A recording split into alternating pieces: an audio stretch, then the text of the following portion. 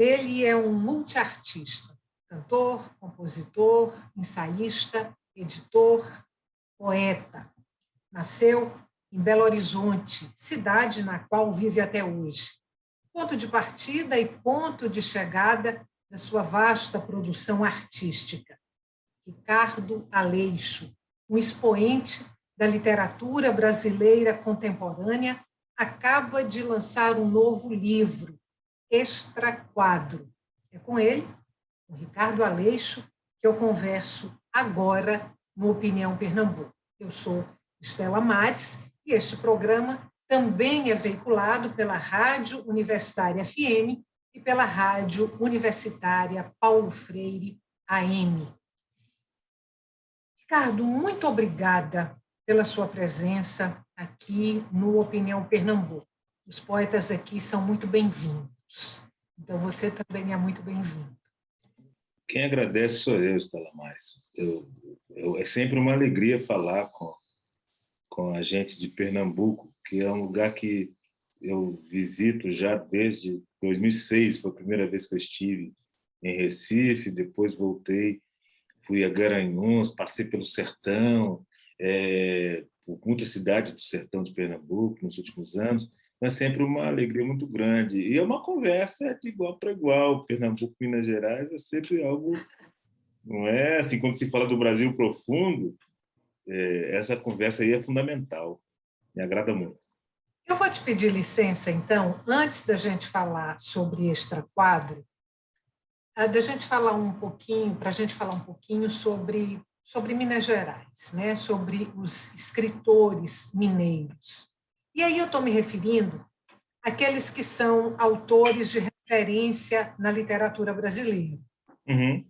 Vai ali de Murilo Mendes, Carlos Drummond de Andrade na poesia, até Lúcio Cardoso, Guimarães Rosa. Rosa na prosa. Aí a minha primeira pergunta para você é em que medida esses autores mineiros de referência na literatura brasileira fazem parte do seu repertório, se você dialogou em algum momento ou ainda dialoga com eles? É um peso muito grande, Estela Mares. Nascer num estado como Minas Gerais, assim como eu imagino nascer num estado como Pernambuco, com tantas fontes generosas, né? E a palavra peso, ela diz muito mesmo sobre esse sentimento que eu tenho. Quando eu estive pela segunda vez em Pernambuco, me dei conta do número de autores nascidos aí que têm importância para mim. Foi preciso estar aí para entender o significado da importância de um João Cabral de Melo Neto, de um Manuel Bandeira, enfim, de alguém que eu me tornaria amigo com o passar do tempo, que é o Paulo Bruschi, que é esse artista múltiplo também, com quem eu já fiz performances, já escrevi sobre ele. Eu estou contando isso para dizer o quanto uma opção que eu fiz ao longo da minha trajetória foi a de não me fixar muito nesse determinismo geográfico. Recebo sim influência de autores nascidos em Minas, mas estou aberto para a relação dialógica com quem tenha nascido em qualquer lugar. Acho que nascer não é uma escolha. A mãe e o pai da gente escolhem ter a gente em algum lugar, não é? E é possível até que eu tenha uma relação mais ampla com autores nascidos em Pernambuco do que em Minas Gerais mesmo. Então, não é exatamente algo que eu entenda como a palavra que eu usei, determinismo, né? Acho que é muito bom pensar que nasci no mesmo estado que Murilo Mendes, que os já citados autores por você aí, que Murilo Mendes, que o Carlos Drummond de Andrade, e outros que você não citou, como Afonso Águila, Sebastião Nunes, Adão Ventura, e por aí vai. Mas o que me interessa mesmo é isso que vem daquela escrita, e eu preciso falar aqui, logo de cara, que um dos autores que tanto me influenciou, como me apoiou mais do que ninguém, também é pernambucano, Sebastião Uchoa Leite, que é da geração de jovens poetas e intelectuais pernambucanos, que fez parte da equipe, da primeira equipe de Paulo Freire.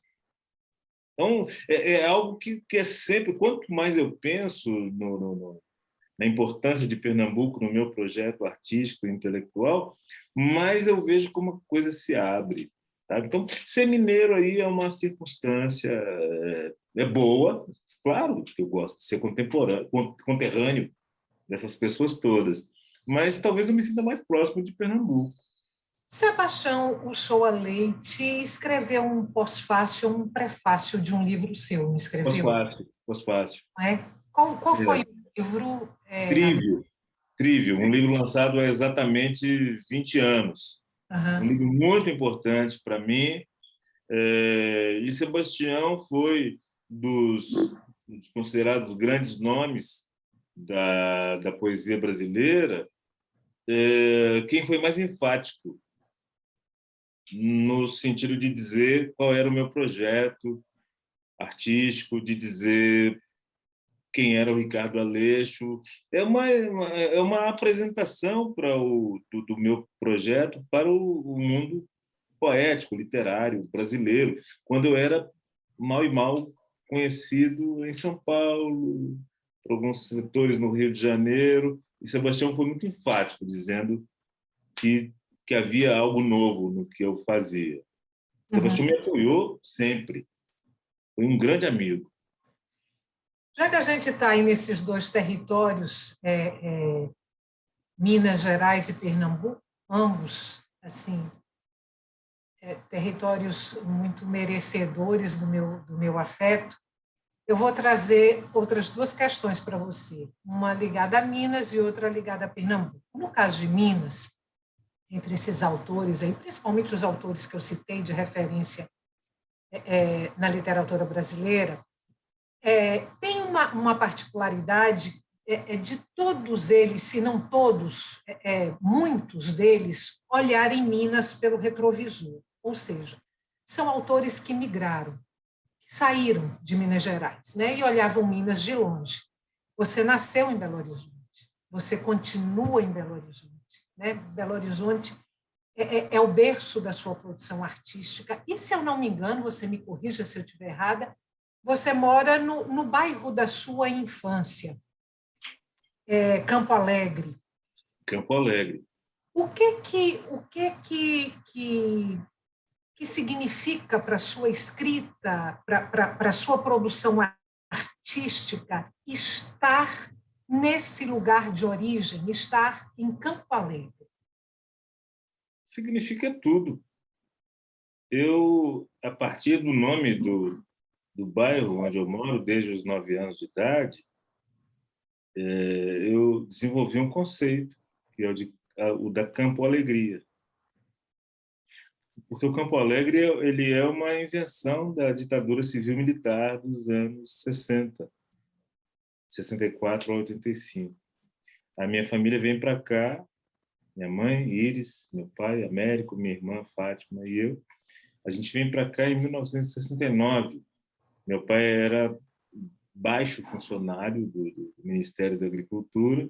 Nós deveríamos ter nos mudado para cá no dia 17 de dezembro e tivemos que adiar para o dia 19 por conta da morte do ditador Costa e Silva, porque era preciso o caminhão do Ministério da Agricultura que traria a nossa mudança só poderia ser liberado depois do luto oficial. Isso tudo é marcante para mim, porque nós chegamos num lugar tão ruim, onde foram despejadas, além da minha família, outras 555 famílias entre pobres e miseráveis, no que é um conjunto habitacional, num modelo que a ditadura civil-militar exportaria para todo o Cone Sul. Aqui não havia a mínima infraestrutura. Uma escola muito precária, ruas sem calçamento, luz que acabava a qualquer momento, ônibus distante 1 quilômetro da nossa casa. Nós tivemos que vivenciar aqui a experiência de construção do comum. A ideia de comunidade, minha mãe, que era a mãe da gente, ela só era a mãe da gente. Chega aqui, ela vivencia aquilo que o geógrafo pensador Milton Santos vai definir como o motor da vida do pobre, que é a escassez material, a necessidade de movência para obter os recursos para cuidar desse grupo e, como decorrência disso, a solidariedade. As casas não tinham muro, as casas eram separadas, casas muito próximas. Elas eram separadas por cercas, onde crescia tomate, chuchu, ora pronobis, que hoje é um produto bastante caro, né, nos restaurantes, foi gourmetizado, e isso era das boas famílias. Imagine aí a mãe que saía para obter recursos para alimentar os seus filhos, ela tinha que contar com a mãe, com a vizinha do lado, para cuidar dos próprios filhos. Era uma alternância de funções. Isso deu um senso de coletividade que fez do Campo Alegre um lugar muito habitável, um lugar que, do ponto de vista da Polícia Militar de Minas Gerais, é dos mais seguros. Que é aqueles lugares que todo mundo conhece todo mundo. Se parar um carro agora aqui e ficar parado 1 minuto, todo mundo já sabe. As ruas são muito estreitas, as casas são coladas umas nas outras. E o Campo Alegre é decisivo para a possibilidade de meus pais investirem na educação da minha irmã Fátima e na minha. Então, eu só sou um artista, só sou um escritor por causa desse erro gravíssimo da ditadura civil-militar. Ela nos deu a possibilidade, é o que o Mano Brown fala, né? Efeito colateral que o seu sistema fez. Por um erro da ditadura é que eu me tornei um artista e um intelectual. Eu vou, para a gente fechar esse bloco, e aí agora eu vou trazer a conversa para Pernambuco, aí a gente fecha esse bloco e depois vai falar de extraquadro. Eu li uma entrevista sua no Estado de Minas e você diz o seguinte, abre aspas, a minha marca pessoal é ser coletivo, fecha aspas.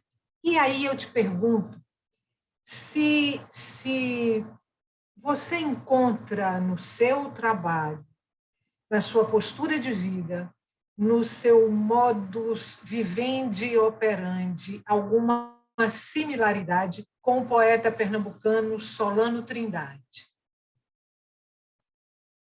Puxa vida, eu não estava preparado para essa pergunta.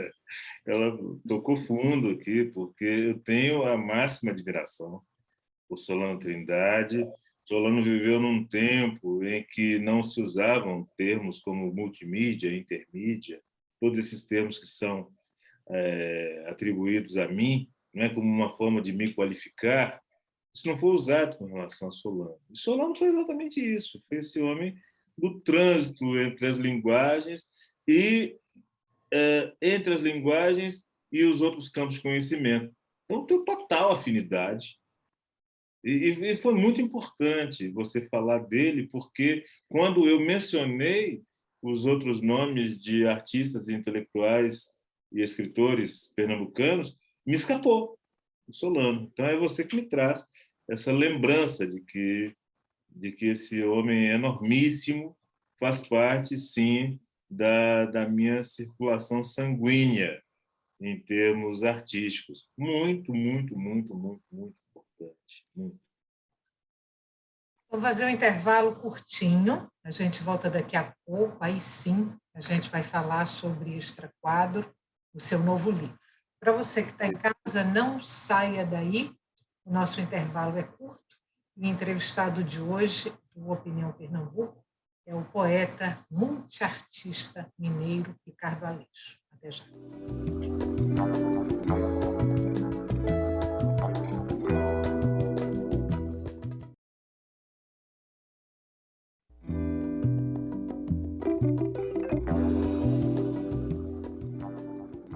Estamos de volta para o segundo e último bloco do Opinião Pernambuco. O entrevistado de hoje do nosso programa é o multiartista mineiro Ricardo Aleixo, autor do livro Extra Quadro, o 15º da sua carreira literária.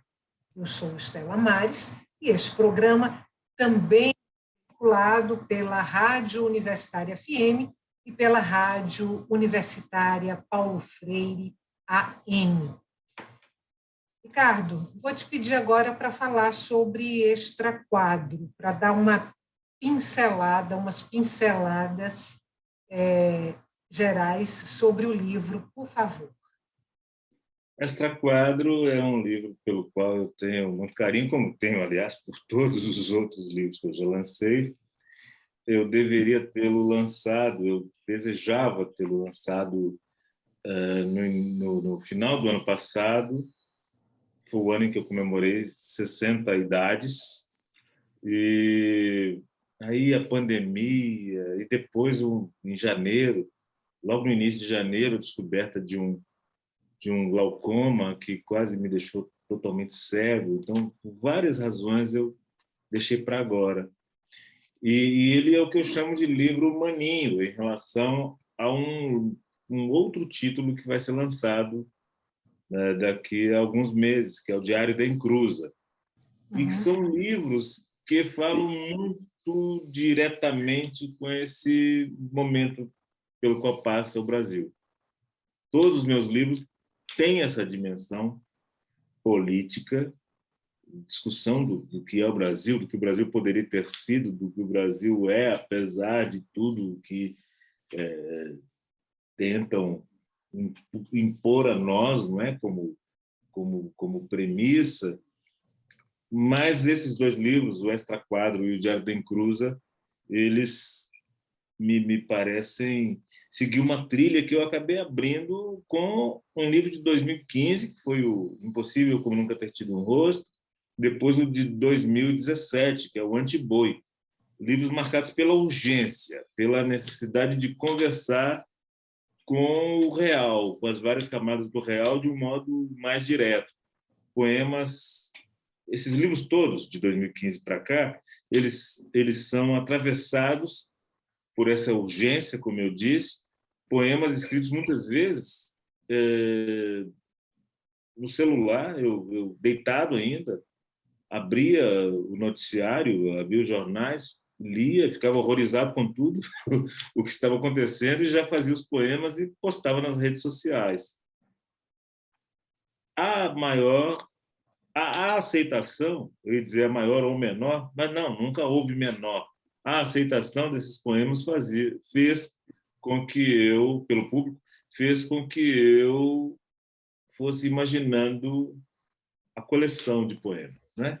Então, nenhum desses livros foi projetado no sentido de vou fazer um livro com esse título e com essa temática. Todos eles são marcados pela urgência e pelo profundo ódio despertado pelo cotidiano. Assim.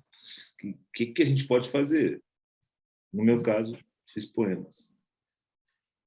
São 32 poemas, no caso de Extra Quadro, não é isso? Sim, 32. Aí, nesse trabalho, Ricardo, aparecem ali poemas diálogos. Eu contei aqui, não sei se eu pulei algum, mas eu contei 4. Uhum. Uma história antiga, um único lugar, igual como, e houve casos em que o passado veio mais uma vez. Esses poemas, diálogo, aparecem em trabalhos anteriores seus ou eles aparecem agora em Extra Quadro?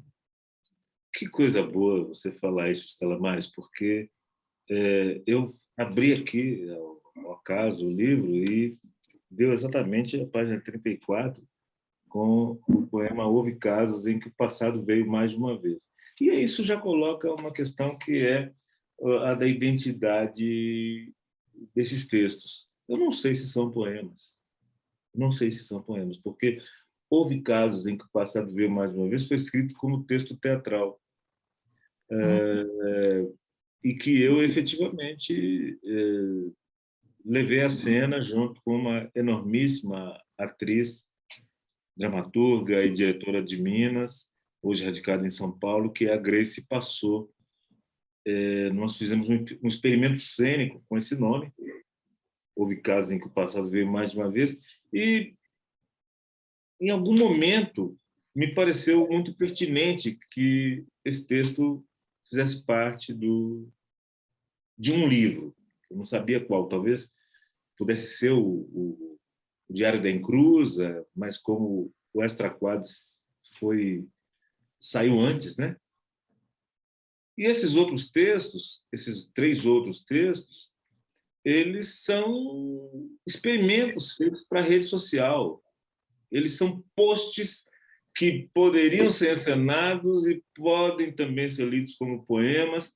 O que eu quero lhe dizer com tudo isso aqui é que eu sou um grande vagabundo, um grande vira-lata. Assim, eu não tenho a menor pretensão de dizer isso aqui é um poema, isso aqui é um texto para teatro, isso aqui é... Eu vou fazendo ao sabor do desejo, ao sabor dos ventos, e aí vai. Se cabe nesse livro aqui, então vai. Como ninguém está me dizendo que isso é errado, que isso não pode, eu continuo fazendo desse jeito. Agora, com muita vontade, obviamente, de que atores e atrizes se apropriem desses textos e os encenem e façam o que puderem, né, com a sua criatividade, fazer com eles. Você falou aí de um ódio, né, assim, cotidiano, né, ao abrir os jornais, ver os noticiários. Então, eu queria te dizer que, se eu pudesse desejar alguma coisa para este país neste momento, aí eu desejaria muitos vagabundos como você, muitos poetas como você, né, inquietos e provocadores. Acho que o país está precisando dessas pessoas. Mas Bom, que bom escutar isso. deixa eu te perguntar uma outra coisa. Eu queria que você falasse da parte visual aí de extra quadro. Até que ponto esse aspecto visual é parte constitutiva do livro?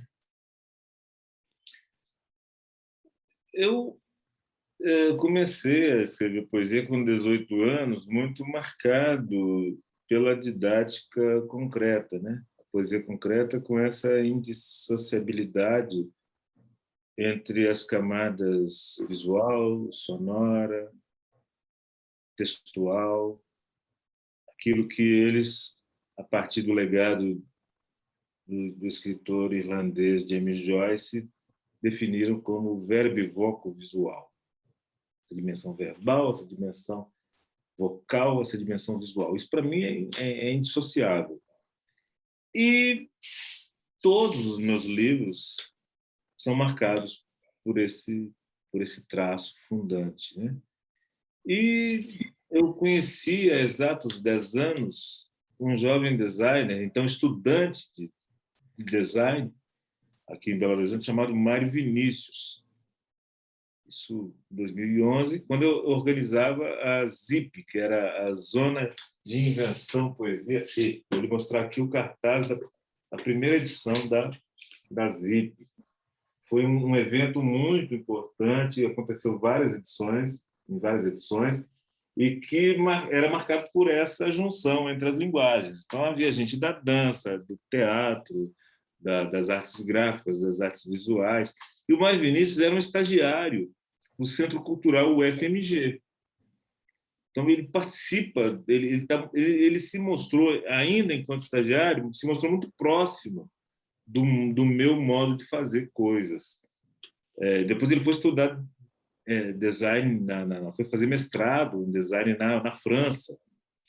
E quando ele volta, antes ainda dele voltar, ele estava ainda na França, eu passei a bola para ele com relação ao projeto gráfico do Impossível, como nunca ter tido um rosto. E ele fez um trabalho magnífico, inclusive lançando mão de da criação de... Ele criou uma família tipográfica, algo que diz muito aí a vocês pernambucanos também, porque esse gosto pela relação entre poesia e tipografia une Minas e Pernambuco também, né? O gráfico amador é um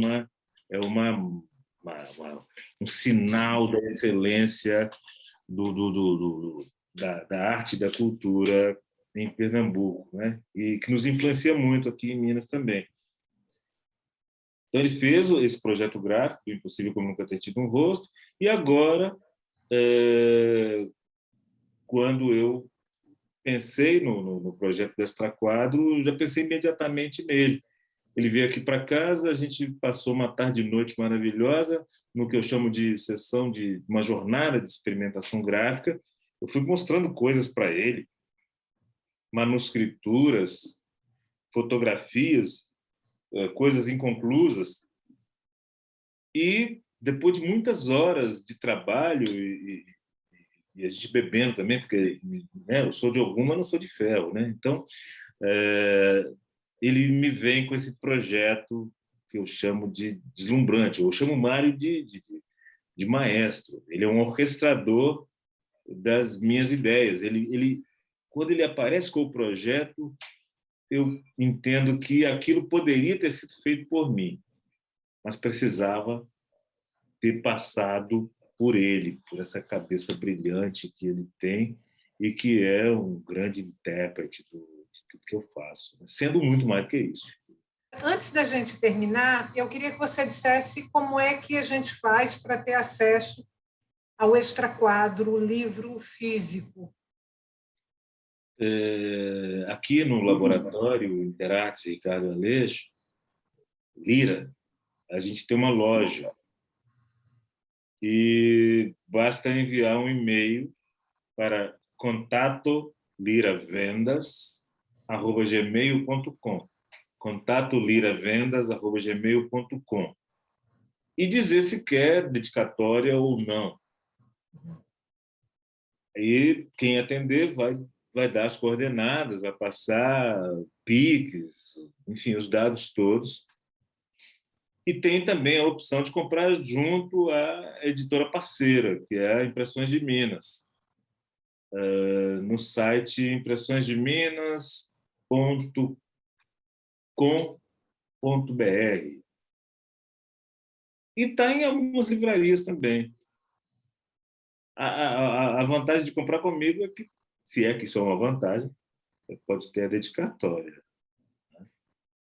Obrigada, mais uma vez. Bem-vindo sempre à Opinião Pernambuco e que o nosso próximo encontro não tarde. Obrigada.